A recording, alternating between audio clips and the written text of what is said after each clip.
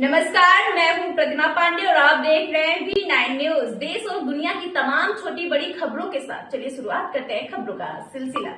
दक्षिणी भारत के प्रसन्ना वेंकटेश्वर मंदिर में आयोजित चित्त अर्ण का या अर्णकट उत्सव एक महत्वपूर्ण और जीवंत त्योहार है। यह त्योहार धनु महीने के तीसरे शनिवार को होता है। आमतौर पर तमिल कैलेंडर के आधार पर दिसंबर या जनवरी। यह आयोजन बड़ी संख्या में भक्तों को आकर्षित करता है जो भगवान वेंकटेश्वर को समर्पित है। वे विशेष अनुष्ठानों और प्रसाद का आनंद लेने के लिए आते हैं।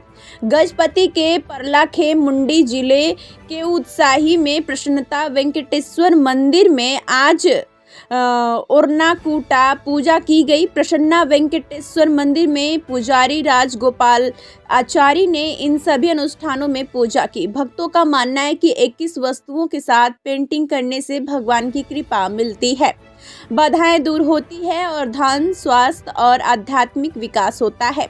इन 21 वस्तुओं को तैयार करने और रंगने की प्रक्रिया अपने आप में एक पवित्र अनुष्ठान माना जाता है। इसमें एक सामुदायिक प्रयास शामिल है जिसमें भक्त इन उत्पादों को चढ़ाकर और कभी-कभी उन्हें देवता की छवि पर लगाकर सक्रिय रूप से भाग लेते हैं।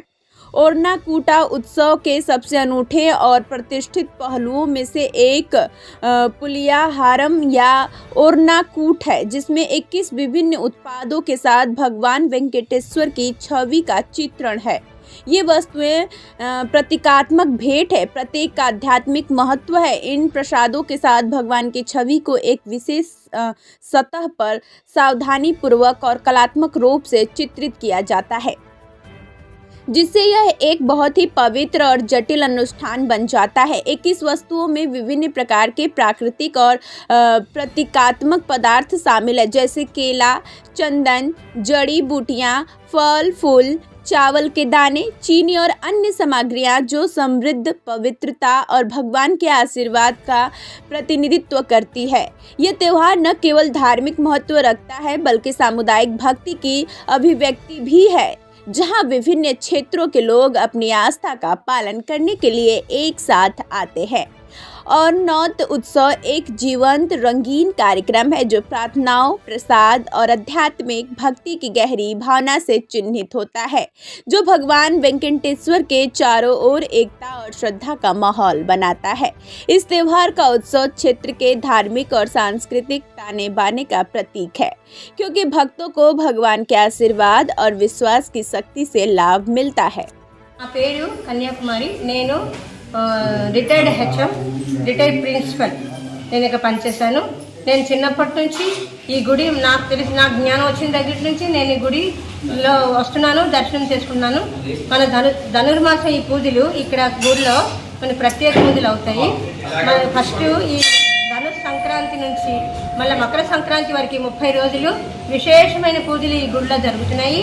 మన పూజారి గారు శ్రీ రాజగోపాల్ ఆచార్యులు గారు, అంతకు పూర్వం రాజగోపాల్ ఆచార్య వాళ్ళ నాన్నగారు ఉండేవారు కృష్ణాచార్యులు. ఆయన తర్వాత ఇప్పుడు రాజగోపాల్ ఆచార్యులు ఇద్దరు కలిసి ఈ కోవిలి విశేష పూజలు జరుపుతూ ఉంటారు.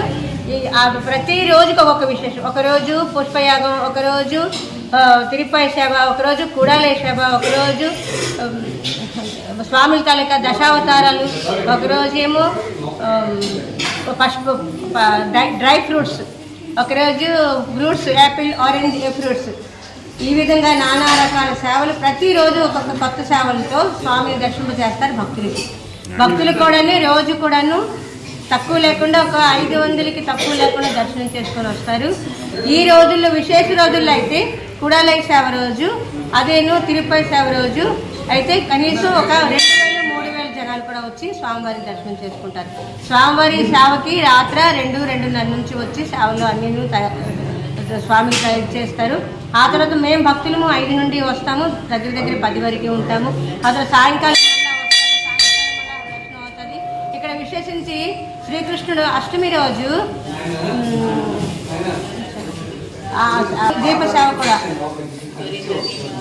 హారతిని ఇస్తారు, పొన్నాక హారతిని ఇస్తారు స్వామి. పొన్నాకుల్లో హారతులు ఇస్తారు. ఆ రోజు కూడా విశేషంగా ఉంటుంది. శ్రీకృష్ణుడు వస్తారు ఆ రోజు కాబట్టి అందరూ సేవకులతోని స్వామికి హారతులు ఇవ్వడం అవుతుంది. భక్తులతో స్వామికి హారతులు ఇవ్వడం అవుతుంది. ఈ విధంగా ఈ స్వామివారి తాలూకా మందిరము రోజు దినదిన ప్రవర్తకాలు అయ్యి మరి కొంచెం అభివృద్ధి అవ్వాలి. ఎంతో మంది భక్తులు రావాలి, ఎంతోమంది భక్తులు ఈ స్వామివారి సేవించుకొని వారి జీవితం ధన్యం చేసుకోవాలని మనస్ఫూర్తిగా కోరుతూ జై శ్రీమన్నారాయణ, జై శ్రీమన్నారాయణ, జై శ్రీమన్నారాయణ. ధనుర్మాస నెల రోజుల యొక్క ఉత్సవంలో 3వ శనివారాన్ని పురస్కరించుకొని స్వామివారికి తిరుప్పావడ సేవ అనే కార్యక్రమాన్ని నిర్వహించాము. దీన్ని అన్నకూటోత్సవం అంటాము. స్వామి అన్నం పరబ్రహ్మ స్వరూపము, ఆయన పరమాత్మ.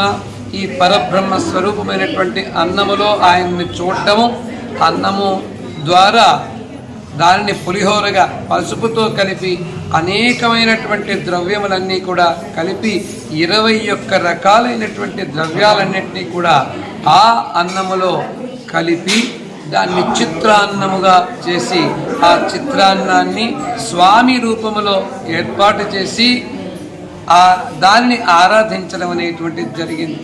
అయితే ఈ అన్నకూటోత్సవం, ఈ తిరుప్పావడ సేవ అనేటువంటిది గతములో ఎప్పుడు చేసినా సరే వైకుంఠ ఏకాదశి తర్వాత చేసేవారం కాబట్టి స్వామి యొక్క రూపము నిల్చున్నట్టుగానే చేస్తూ ముందుకు సాగేవాళ్ళం. కానీ ఈసారి వైకుంఠ ఏకాదశి ఇంకా ఉన్నది ముందుకు కాబట్టి వైకుంఠ ఏకాదశి తర్వాత చేయడానికి మరి అవకాశం లేదు. కాబట్టి ఈరోజు స్వామి నిద్రిస్తున్నటువంటి శేషశయనుడి వెనకాతల చక్కగా శేషవాహనాన్ని ఏర్పాటు చేసి ఆదిశేషుడు స్వామిని సేవిస్తున్నట్టుగా ఏర్పాటు చేసి ఈ ఉత్సవాన్ని ప్రతి సంవత్సరం కూడా ఇలాగే ఒక శనివారం నాడు భక్తులందరికీ దర్శనార్థం చేస్తాం. ఆ తరువాత ఇక్కడ ఒక విశేషము, ఈ ప్రసాదాన్ని స్వామి రూపము కాబట్టి ఆ రూపాన్ని ఈ మహిళలందరూ కూడా ఏదో పాత్రను తెచ్చుకోవడమో లేదా సంచులు తెచ్చుకోవడమో కాకుండా స్వామిని వాళ్ళ యొక్క చెంగుల్లోకి ఎత్తుకొని వెళ్ళేటట్టుగా ఏర్పాటు చేసి వాళ్ళ చెంగుల్లో ఈ ప్రసాదాన్ని ఇవ్వడం అనేటువంటిది ఒక విశేషమైనటువంటి దినం. ఇటువంటి ఈ దినము ఈ పుష్య శుద్ధ పంచమి అనేటువంటిది విశేషమైనటువంటిదిగా భావిస్తూ ఈ పంచమి నాగపంచమితో సమానముగా ఉంటుంది కాబట్టి ఆదిశేషుల యొక్క అవతారాన్ని కూడా ఇక్కడ ఆవిష్కరిస్తూ స్వామివారి యొక్క దివ్య దర్శనం కోసం అని చెప్పి ఏర్పాటు చేసినటువంటి ఈ కార్యక్రమంలో ప్రతి ఒక్కరూ కూడా ఇందులో పాల్గొని అనుభవించి అనుభూతులయ్యారు.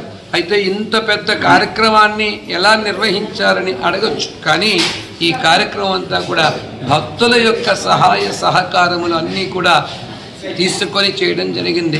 రాత్రి 2 గంటల నుంచి కూడా ఈ కార్యక్రమాన్ని ప్రారంభించి తెల్లవారి 5:30 అయ్యేసరికల్లా స్వామి యొక్క దివ్య మంగళ విగ్రహ రూపాన్ని చూపించగలిగాం. అందరూ కూడా దర్శించగలిగారు. అనేక మంది భక్తులందరూ కూడా సందర్శనం చేసుకున్నారు. ఇంకా ముందు ఇంకా అనేకమైనటువంటి ఉత్సవాల్ని మనం నిర్వహించుకోబోతున్నాం. ఈ ప్రసన్న వెంకటేశ్వర స్వామి ఆలయంలో అటువంటి ఈ ఆలయం ఈనాడు అత్యంత వైభవంగా ముందుకు సాగుతోంది అంటే దానికి కారకులు ప్రతి ఒక్క భక్తులు అని చెప్పవచ్చును.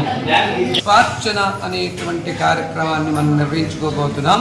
శుక్రవారం నాడు స్వామికి చామంతులు, ఈ కాలంలో వచ్చేటువంటి పువ్వులన్నీ కూడా చామంతులు కాబట్టి 1,00,000 చామంతులు తెచ్చి ఆ ప్రతి ఒక్క భక్తుడి చేత కూడా వెయ్యేసి సహస్రనామం చెప్పి లెక్క పెట్టిస్తూ ఆ లెక్కంతటిని కూడా స్వామి యొక్క పాదముల దగ్గర సమర్పించి 1,00,000 పుష్పార్చన, పుష్పయాగం అన్నాం. అది 10వ తారీఖున. 11వ తారీఖున 108 దివ్య క్షేత్రాలని ఉద్దేశించుకొని 108 వెండి గిన్నెలతో పాయసాన్ని చేసి ఆండాళ్ళ తల్లి తరపున రామాంజుల వారు ఆనాడు రంగనాథ స్వామికి సేవింపజేశారట. అటువంటి ఆ కార్యక్రమాన్ని మనం ఇక్కడ ఆండాళ్ళ తరఫున మనం అన్నీ కూడా సేవింపజేసి ఆ ప్రసాదాన్ని అందరూ కూడా కలిసి పుచ్చుకోవడం అనేటువంటిది ఒక విశేషమైనటువంటి విషయం. ఇక देश और दुनिया की बड़ी खबरों को देखने के लिए देखते रहिए V9 न्यूज। तब तक के लिए मुझे दीजिए इजाजत। नमस्कार।